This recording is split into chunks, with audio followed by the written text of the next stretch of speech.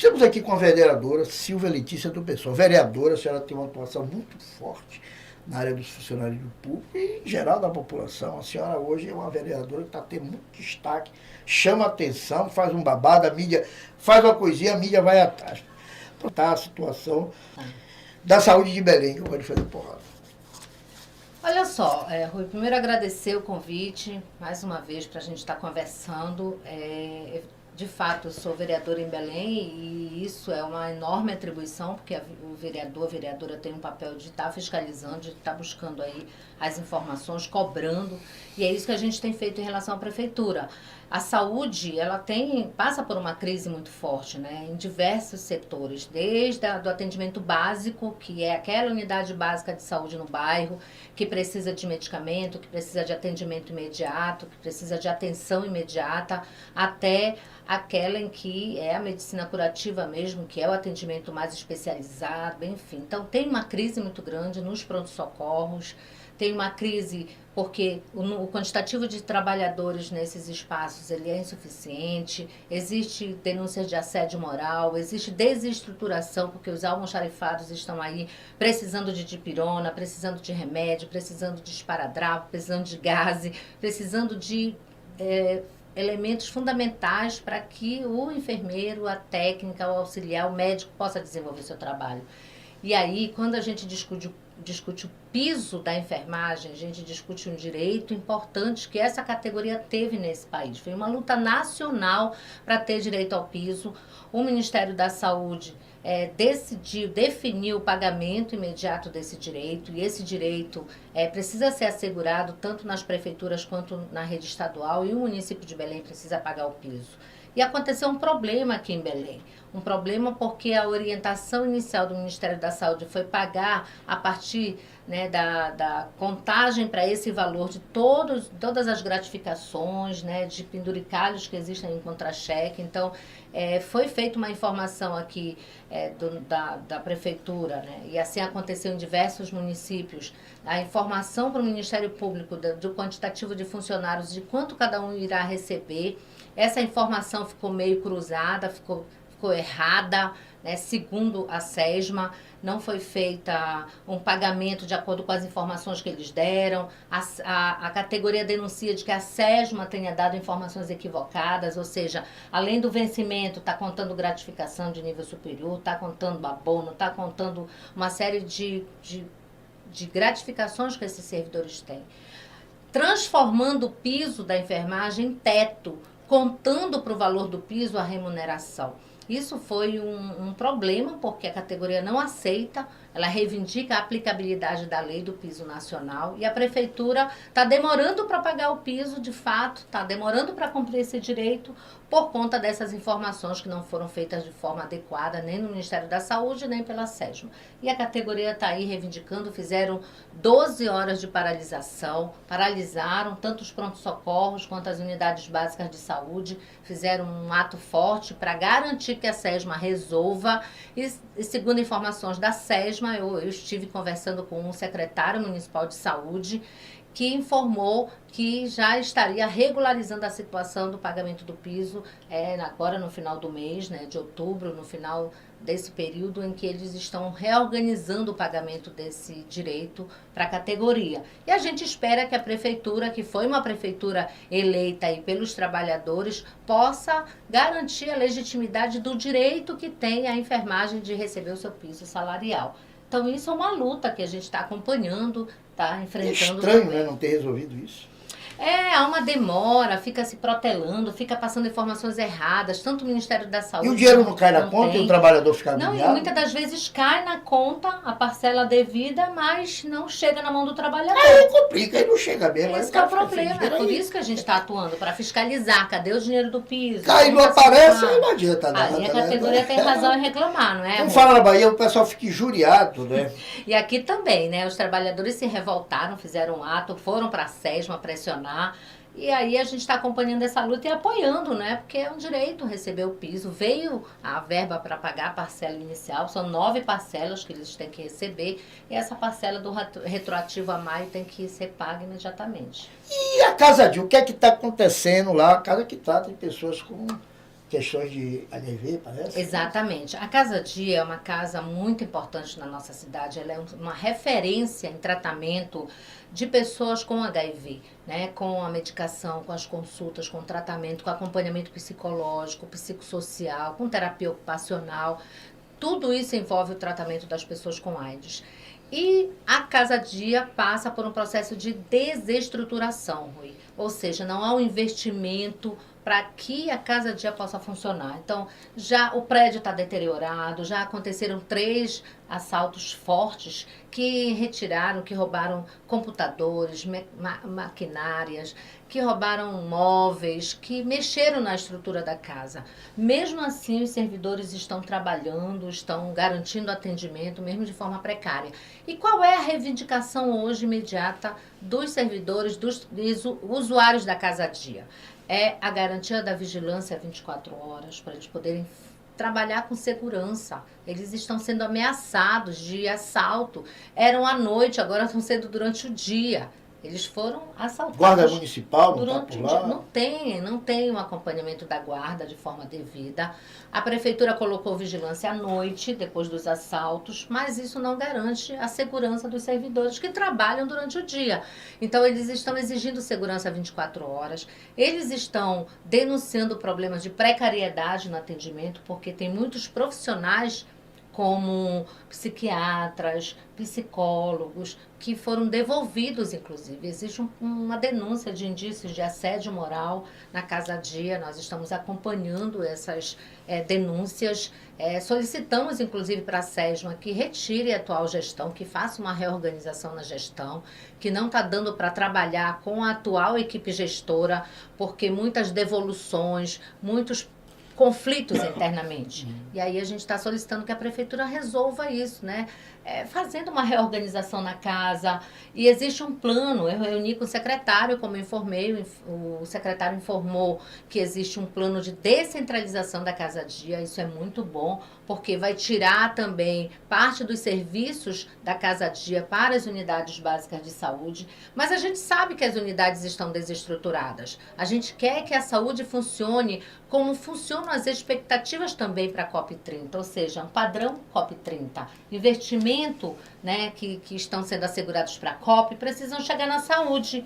Não pode chegar só para deixar a cidade um pouco melhor, mais bonita. Ela tem que servir para o trabalho, para os serviços de saúde também nos bairros. Então a gente quer que a Casa Dia passe por esse processo de reestruturação. E o respeito ao cidadão que está precisando daquele serviço. Né? Que está precisando. Eles estão. Só para tu teres uma ideia, Cidadão Rui, e cidadã. tem pessoas que estão fazendo tratamento de AIDS que passam assim 3 meses sem uma consulta, sem acessar uma consulta, porque está demorando para marcar.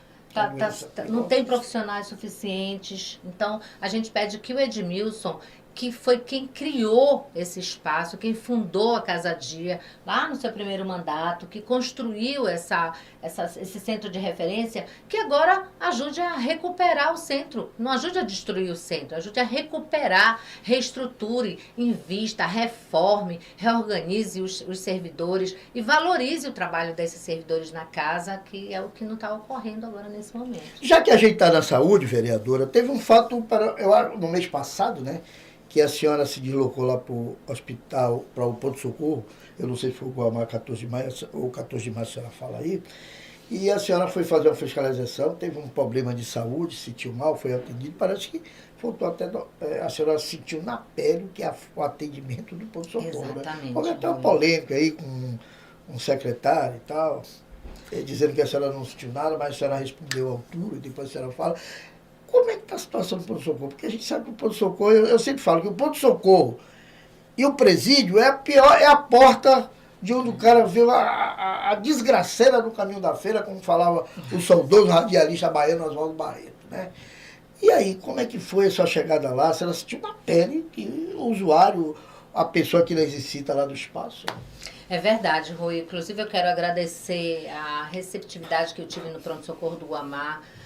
Desde a porta, pessoal, eu fui bem atendida, né? Os servidores puderam acompanhar o problema que eu estava sentindo e, felizmente, a partir desse atendimento, eu pude descobrir uma doença, né, que eu não sabia que tinha, então quero agradecer aos profissionais, a médica que me atendeu, mas de fato, para aquele momento, com a dor que eu estava sentindo, eu precisava tomar dipirona injetável, que é aquela que faz com que a dor, né, que é o que tem que ser usada nos pronto-socorros. Diminui a dor, né? Imediatamente. É a que tem que ser usada nos pronto-socorros. Infelizmente, não tinha dipirona injetável. A médica prescreveu dipirona para eu tomar, né, em casa, porque ela não podia me oferecer naquele momento aquilo que eu necessitava para passar dor.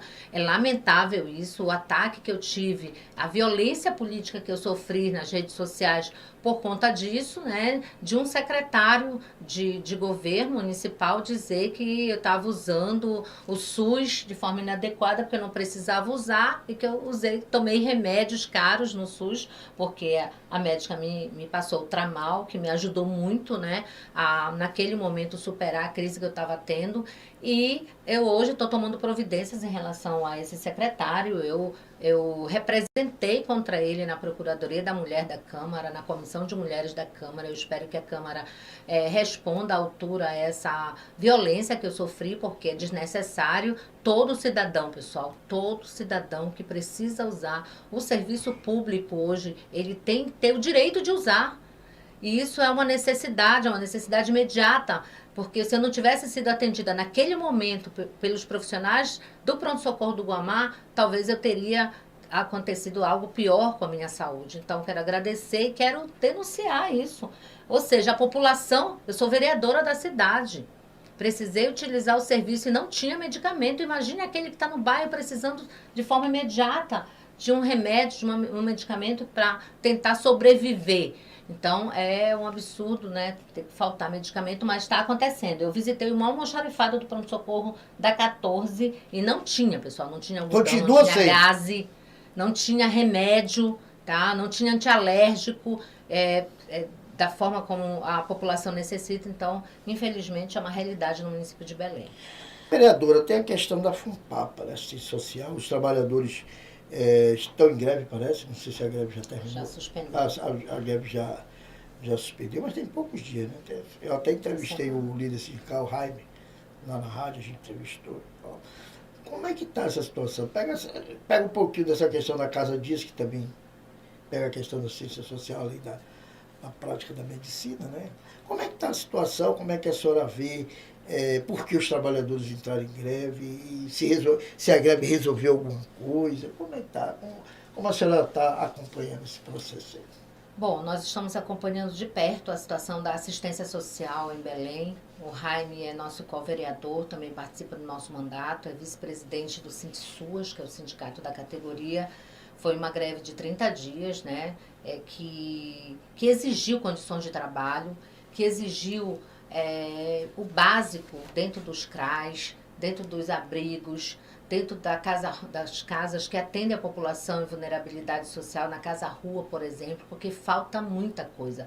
Falta instrumentos de trabalho, falta toalhas, falta lençóis, falta alimentação adequada, falta material pedagógico para os professores trabalharem dentro dos CRAs, por exemplo. Falta fralda descartável para aquele que precisa, para a criança. O que a gente recebe dentro da assistência social, as pessoas vítimas de violência, né? Crianças vítimas de abuso, mulheres vítimas de violência domésticas, além da população em situação de rua.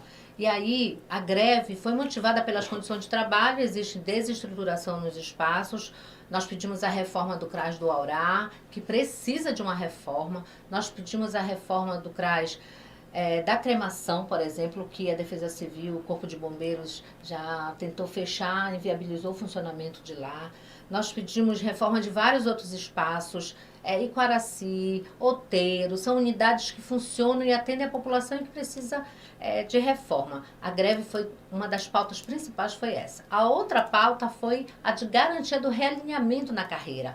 O que significa isso? Significa que o reajuste que tem o trabalhador que é nível médio precisa chegar de forma proporcional a quem tem nível superior. E isso a prefeitura não estava garantindo, esse realinhamento, essa garantia de desenvolvimento da carreira. Nós temos carreiras que estão paralisadas há anos. Por exemplo, o pessoal do IASB, que é o Instituto de Saúde aqui de Belém, há 9 anos não tem reajuste. Nós temos trabalhadores que estão com salários muito defasados. Chatamento salarial pesado. Muito grande, né? Trabalhadores que têm hoje na prefeitura, a maioria da administração direta, o vencimento é de R$ 1.007, como do técnico de enfermagem, do auxiliar de enfermagem. É R$ 1.007 o vencimento. Então, se tu não garante o piso, que é lei federal, para o trabalhador da enfermagem, ele vai seguir ganhando R$ 1.007, uma política de valorização salarial. Então, a assistência social discute o seguinte: eles garantem o Bora Belém, e é verdade. Mas a principal política de assistência social em Belém não é apenas o Bora Belém. É o atendimento dentro dos abrigos, dentro dos espaços que atendem a população em vulnerabilidade. Então, a greve foi motivada pelo descaso da prefeitura com a assistência social em Belém.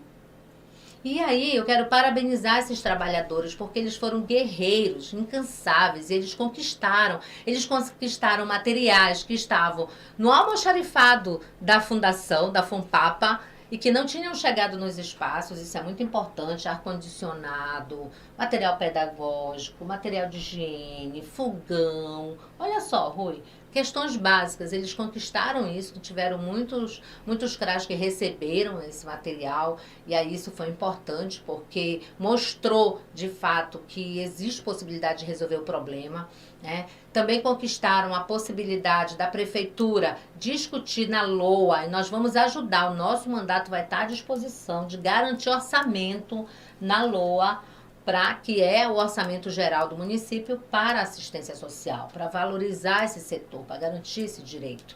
E isso é importante, a greve conquistou esse compromisso da prefeitura. Vamos ver se a prefeitura vai cumprir. Da nossa parte, nós vamos cumprir, que é apresentar emendas parlamentares na lei orçamentária para garantir valorização da assistência social na capital. E é importante isso. Então, pessoal, a greve, Rui, ela tem uma característica importante, ela só ocorre quando o processo de negociação, de conversa não avança, quando o diálogo não existe. E eles tentaram muito, em muitas reuniões, pautar: olha, nós precisamos disso. Fizeram o levantamento de tudo o que precisava no CRAS, tudo o que precisava nos CREs, nos abrigos, nas casas, para que não tivesse a necessidade de ter uma greve. Mas as respostas não vinham, o diálogo não chegava. E eles tiveram que fazer uma greve para saber o que tinha no almoxarifado da FUNPAPA parado, que não tinha chegado no CRAS. Entendeu? Ao que nível chegou, né? A que nível nós chegamos? A falta de diálogo promove isso. Às vezes tu não tem condições de fazer. Às vezes a prefeitura não tem orçamento para garantir aquele direito. Mas se tu dialoga, se tu encontra alternativas conjuntamente, é possível resolver parte do problema. Mas não dá para deixar chegar uma greve. Por quê? Porque se fez compromissos que não foram cumpridos. Se acordou compromissos desde 2022, início de 2023, que não foram cumpridos com essa categoria. Precisou de uma greve para chamar a atenção do problema, para assumir compromisso com uma reforma, para assumir compromisso com a visitação nesses espaços, para chegar ao ar-condicionado. Então, é lamentável que se chegue a esse ponto, mas parabéns aos trabalhadores. Também quero parabenizar, Rui, que ontem, dia 4 de outubro, foi o Dia Nacional dos Trabalhadores ACS e ACEs. São os agentes comunitários de saúde, agentes comunitários de endemia, que também estão lutando na Prefeitura de Belém. Ontem fizeram um ato, fecharam Almirante Barroso, pedindo respeito aos incentivos financeiros que eles têm direito, inclusive é verba nacional, e até agora eles não conseguiram receber, que são complementações salariais. Então, parabenizar os ACES e o ACS pelo dia deles, que foi ontem, e a luta também que segue. Beleza. Vereadora, a senhora pegou um mandato, vamos dizer, pegou um mandato já andando, né? A senhora pega um mandato naquela questão da situação lá da cota feminina, que o partido lá do vereador que saiu não cumpriu e teve o mandato suspenso, porque tem que cumprir a lei, né? Como é que está a sua atuação, né, na população? A senhora tem uma atuação muito forte no servidor público, no movimento social. E a sua atuação junto à população? O seu mandato tem dialogado com que setor? Tem feito trabalho em que setor? Como é que a senhora está vendo a visão da população em relação à prefeitura, que é do seu partido? A gente tem dialogado, sim, Rui, nosso mandato tem. Queria até agradecer aos que votaram, né? Nós fomos destaque agora em setembro, no mês de setembro. É um mandato que apareceu agora nas pesquisas, né, com 75% de aceitação pelos entrevistados. Então, eu fiquei, assim, muito feliz pelo destaque que teve o nosso mandato aí nessas pesquisas que foram feitas. E nós estamos dialogando com setores importantes da sociedade, como a cultura, achando que precisa ter política de cultura, a educação, ela tem que andar junto, né, com a cultura. Eu fiz um projeto agora de lei, que dê entrada num projeto de lei para que se abra os espaços das escolas para as atividades de cultura nos bairros. Não pode ser espaços fechados, né, para os quadrilheiros, para o pássaro junino, para os que estão aí praticando esporte nas praças, porque não tem um local, né, para fazer a capoeira, para fazer atividades de esporte que é possível fazer dentro das quadras das escolas, enfim. E essa parceria com a cultura no bairro da Pedreira, estou feliz porque lá, né, diversas iniciativas têm desenvolvido a cultura, né? Não só na nossa cultura regional, com o Grupo de Cultura Iaçá e outros espaços lá, com o pessoal da Flor da Idade, que eu fico feliz são da melhor idade, né? Ter política para a melhor idade é importante, mas também com a prática de esporte, né? Em especial o futebol, que também a gente está desenvolvendo, e a organização dos espaços de organização da moradia, que é o que são as associações, os centros comunitários que a gente está ajudando, né, a construir, a fundar, a legalizar, para que eles possam ter a autonomia para se organizar também, né, tanto financeira quanto política, né? Então, estamos dialogando com associações de moradores no Tapanã, né, na Pedreira, na Marambaia, nas Águas Lindas, e eu fico feliz em ter essa interlocução, né, para que a gente tenha condições, né, lá na Pratinha, por exemplo. Poxa, tem grupos que se organizam na Pratinha, no Jurunas, que fazem o trabalho com a juventude, que apostam na formação dessa juventude, tanto na área do esporte quanto na área da cultura. Por que não incentivar, por que não agrupar, por que não organizar, né, para que eles possam se desenvolver e fluir? Então, nosso mandato tem chegado também nesses espaços, tem dialogado com a cultura e do samba, viu? Quero mandar um abraço para o companheiro Neno Freita, que é um companheiro que está aí também trabalhando o nosso samba de raiz, né? Se recuperou agora na saúde, a sua saúde está melhorando, ele está voltando ativa, e é um espaço também que a gente consegue dialogar e tenta dialogar, né? Por quê? Porque é possível, pessoal, o serviço público, que é a nossa função primordial, fazer funcionar o serviço público para a população no bairro, significa trabalhar também com a saúde preventiva, né, desses trabalhadores. Trabalhar a saúde preventiva significa investir em saúde, em cultura, investir em educação no bairro, no esporte, no lazer no bairro. Isso também ajuda a trabalhar, claro. a lidar com lazer isso. E com a juventude E a juventude. Para tirar de qualquer área da marginalidade, né? E é interessante porque a gente sabe que a prefeitura está num desgaste muito grande. Por quê? Porque o saneamento não está chegando, porque o cuidado com a cidade está debilitado. Por sinal, vereadora, desculpe te interromper, tem a questão dos resíduos sólidos em Belém, né? Isso. E parece que a senhora está entrando com ação no TCM, cobrando, né? Sim, eu tive uma reunião com o TCM para discutir a situação do aterro sanitário, que ainda não se resolveu, para discutir a situação do trabalho com os resíduos sólidos, e nós temos 12 associações organizadas de catadores e catadoras de resíduos, e outras que não estão ainda totalmente organizadas, mas existem, pelo menos 14 são aquelas que estão aí se movimentando, e eu tive a felicidade de contactar algumas dessas associações e acompanhar o trabalho delas de perto, e fazer um projeto de lei, inclusive, que valorize esse setor, né, que tem a ver com reconhecimento dos catadores e das catadoras como trabalhadores mesmo, que são. Eles não podem ser invisibilizados na cidade que vai sediar a COP30, por exemplo. E o trabalho deles é muito importante. Então, o que nós estamos defendendo? Que haja uma contratação dessas associações pela prefeitura, que elas sejam contratadas pela prefeitura, porque elas trabalham coletando, fazendo a coleta dos resíduos sólidos, trabalhando esses resíduos e muitas das vezes transformando esses resíduos.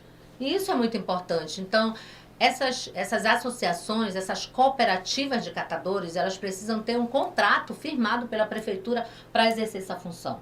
E a gente não vai aceitar a proposta que a prefeitura está iniciando fazer para eles, Rui, que é a de contratação individual de catadores. Olha só, eu tenho uma associação de catadores, claro, eu tenho uma associação, uma cooperativa, e aí eu contrato A, B, C ou D da cooperativa para trabalhar os resíduos. Que é isso? Nós temos que manter a estrutura que eles têm de associação, de cooperativa, eles têm galpões, eles têm maquinário. Eu entrevistei o coordenador geral e ele falou sobre isso, o Raudi, a estrutura que se tem, né? E também ele fala o seguinte, olha, isso é dinheiro. Esse pessoal, ele traz, além de gerar renda, gera para várias famílias, ele pega aquele público, aquela pessoa que tem mais de 50, 60 anos, as mulheres que acabam não ter o mercado, e esse pessoal se cuida do mercado. Ele até fala, olha, esse pessoal, ele não quer esmola, ele quer trabalho e quer estrutura para trabalhar com dignidade. Né? E sabe o que eles reivindicam? Eles reivindicam formação. Eles reivindicam a estrutura que esses contratos podem prever, podem fazer. Né? Eles têm uma estrutura interna de administrativo, de pessoas que fazem um trabalho específico na coleta, né? Na organização dos resíduos. E eu fui na associação que a Sara dirige, a Sara estava fazendo a quebra dos vidros num barril, assim, sem a estrutura mínima necessária, porque eles não têm máquinas e a gente está fazendo. A gente está fazendo agora uma emenda parlamentar para garantir comprar esse maquinário, que é a máquina que quebra o vidro. Para eles não estarem fazendo assim, socando. Não, e no acidente, usando um pilão, assim, sabe quando você usa o pilão para quebrar a castanha? Aquilo. Então, eles estavam fazendo isso, gente, é um absurdo, é um retrocesso. Então, a gente está acompanhando o trabalho dos catadores das vereadora, para terminar, que a gente já está no nosso tempo, né? É a questão da frente parlamentar. A senhora parece que está chamando a criação, já tem essa criação dessa frente parlamentar em defesa dos direitos do serviço público de Belém? Exatamente, a gente deu entrada na frente parlamentar em defesa dos serviços e dos servidores públicos na capital, porque esse serviço tem que chegar para a população com qualidade. A ideia é constituir uma comissão que já está nessa etapa, né, de constituição de uma comissão que possa organizar, né, vereadores e vereadoras para fazerem isso, irem lá, conversar com o TCM, como a gente fez, conversar com o Ministério Público, dialogar com as associações. Por exemplo, agora eu estou indo, buscando o diálogo com a associação que está fazendo a campanha de solidariedade por conta dos incêndios no Aurá. Você sabe que eu conversei isso com o conselheiro no TCM sobre a situação do aterro, né? A gente estava discutindo a situação do Aurá. E ele dizia, porque quando era o lixão, eu disse, ainda tem.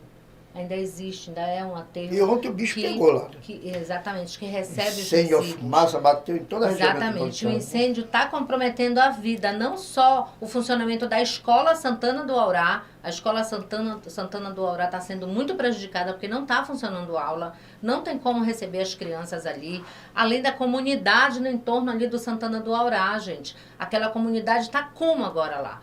Porque a fumaça continua, não é possível conversar com eles direito, porque os olhos ficam vermelhos por conta da fumaça, a tosse permanente, a situação da água que não está própria para o consumo, o ambiente está desfavorável. Quem pôde sair de lá saiu, porque tem parente em outro lugar, conseguiu, mas muitos não conseguem. Moram lá, vivem lá e não conseguem nem trabalhar direito. Os catadores da área não conseguem trabalhar.